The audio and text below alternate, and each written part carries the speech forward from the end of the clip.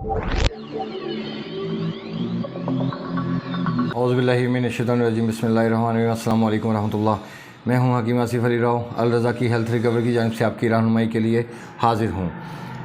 प्याज, अनियन, प्याज को स्पेशल जो हमारे बर सगीर और हमारे दुनिया में रहने वाले जो लोग हैं, इसको ज़्यादा क़ुव्वत भा के हवाले से और सेक्स के हवाले से इसको इस्तेमाल करने की कोशिश करते हैं। अक्सर दोस्तों के सेक्स के मसाइल का सामना होता है और वो कहीं से ऐसे रूटीन में पढ़ लेते हैं या किसी सुन लेते हैं कि प्याज का इस्तेमाल इंसान के सेक्स को बहुत फ़ायदा पहुंचाता है।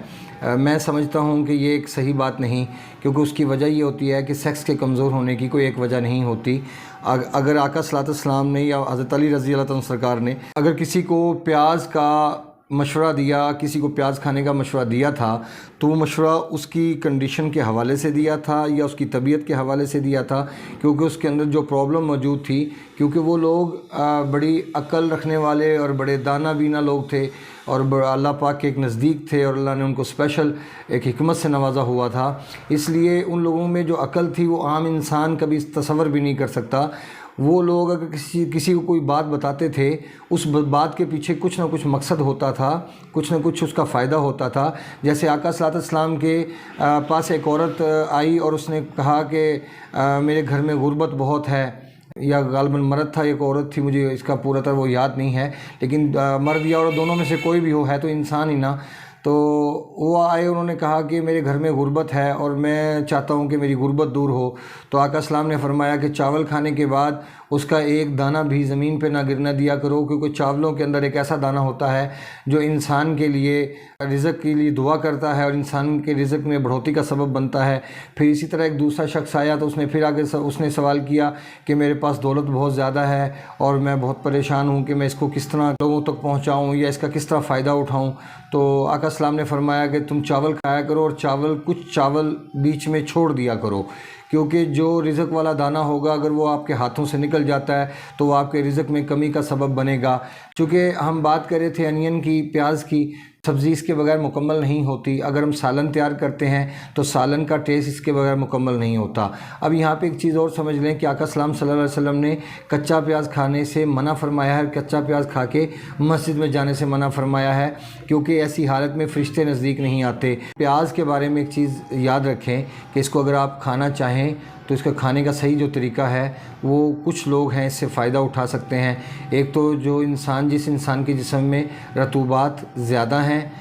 ठंडक ज़्यादा है, वो इससे फ़ायदा उठा सकता है, क्योंकि अनियन का जो मिजाज है, ये अल्लाह पाक ने जो मिजाज तरतीब दिया है, खुशक गर्म तरतीब दिया, और खुशक गर्म मिजाज का ताल्लुक़ इंसान के मस्कुलर सिस्टम के साथ होता है और इनडायरेक्ट इंसान के एपिथेलियल के सिस्टम के साथ होता है, क्योंकि खुश्की के साथ गर्मी मौजूद है, और जब खुश्की के साथ गर्मी मौजूद होगी तो दिल का ताल्लुक़ इंसान के जिगर के साथ जुड़ जाता है और जिस्म में कुछ हरारत पैदा होना शुरू हो जाती है। लेकिन प्याज के इस्तेमाल के बारे में एक चीज़ समझ लें, इसमें तेज़ाब मौजूद होता है। इसमें जो तेज़ाब होता है वो दिल को गर्म करने का बायस बनता है और दिल के ऊपर दबाव बढ़ाने का बायस बनता है। ये ऐसी कंडीशन में भी इस्तेमाल करवाया जा सकता है जैसे गुड फैट वाले मसाइल हों, HDL है, अगर आपके इसमें रतूबात ज़्यादा है, ठंडक ज़्यादा है, आपको यूरिन ज़्यादा मिकदार में पास होता है, तो फिर ऐसी कैफियत में अगर सेक्स इंसान का डाउन होता है, क़ुव्वत बा डाउन होती है, तो फिर ऐसी कंडीशन में प्याज का इस्तेमाल बेइंतहा फ़ायदे का हामिल होगा। लेकिन आम रूटीन में इसका इस्तेमाल बिल्कुल नहीं किया जा सकता।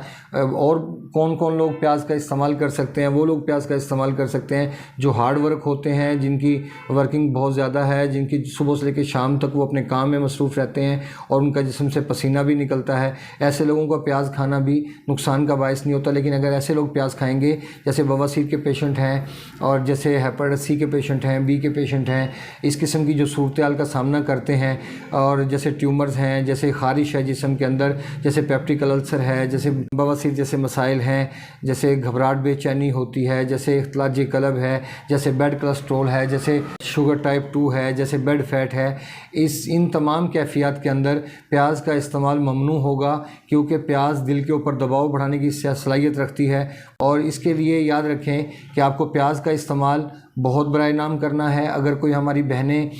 سالن بناتی ہیں تو ان کو چاہیے کہ پیاز کا استعمال کم سے کم کریں، کیونکہ اکثر دیکھا گیا ہے کہ وہ پیاز کا استعمال اس لیے کرتے ہیں کہ پیاز سے مسالہ بڑھ جاتا ہے اور سالن کی مقدار بڑھ جاتی ہے۔ اگر ہم کڑھائی بنوائیں تو اس میں مسالہ تیار نہیں ہوتا اگر پیاز زیادہ استعمال نہ کی جائے۔ اور پیاز کے بارے میں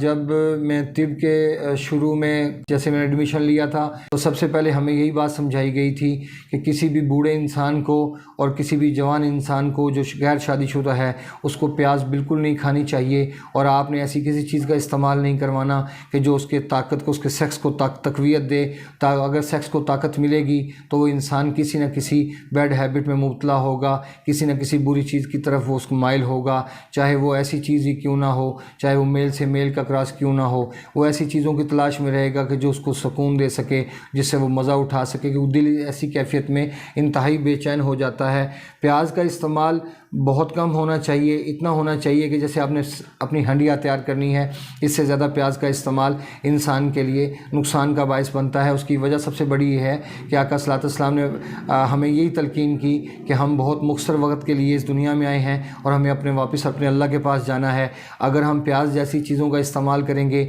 جو کہ ہمارے آقا صلی اللہ علیہ وسلم نے بالکل استعمال نہیں فرمائی، اور اگر ہم پچھلی زندگیوں میں چلے جائیں، اگر موسیٰ علیہ السلام، حضرت عیسیٰ علیہ السلام یا دوسرے انبیاء کرام کی زندگی میں چلے جائیں تو وہاں سے بھی ہمیں پیاز کا استعمال نہیں ملتا۔ اور پیاز کا استعمال ملتا ہے تو یہودیوں کی وجہ سے ملتا ہے، کیونکہ انہوں نے دعا کی، موسیٰ اپنے رب سے مانگ ہمارے لیے زمین سے اگائے گیہوں۔ اب جب انہوں نے دعا کی تو اللہ پاک نے کیا کہا کہ یہ بہترین چیزوں کے بدلے، اب بہترین چیزوں میں تو منو سلوا تھا، اور منو سلوا کے اندر بھنے ہوئے بٹیرے، اس میں ڈرائی فروٹس، اس میں شہد، اس میں پھل، ایسی چیزیں شامل تھیں، نہ کہ اس کے اندر کوئی پیاز اور کوئی ٹماٹر اور کوئی لہسن اور کوئی گندم جیسی چیزیں شامل تھیں۔ تو یہ تھی آج پیاز کے حوالے سے ایک ویڈیو۔ کوشش کی کہ پیاز کے بارے میں پوری آپ کو معلومات فراہم کی جائے تاکہ کوئی بھی انسان اس کا غلط استعمال نہ کرے۔ اپنے دوست احباب کا خیال رکھیں۔ ملتے ہیں انشاءاللہ مزید انفارمیٹیو ویڈیو کے ساتھ۔ وما علینا الا البلاغ المبین۔ السلام علیکم ورحمۃ اللہ وبرکاتہ۔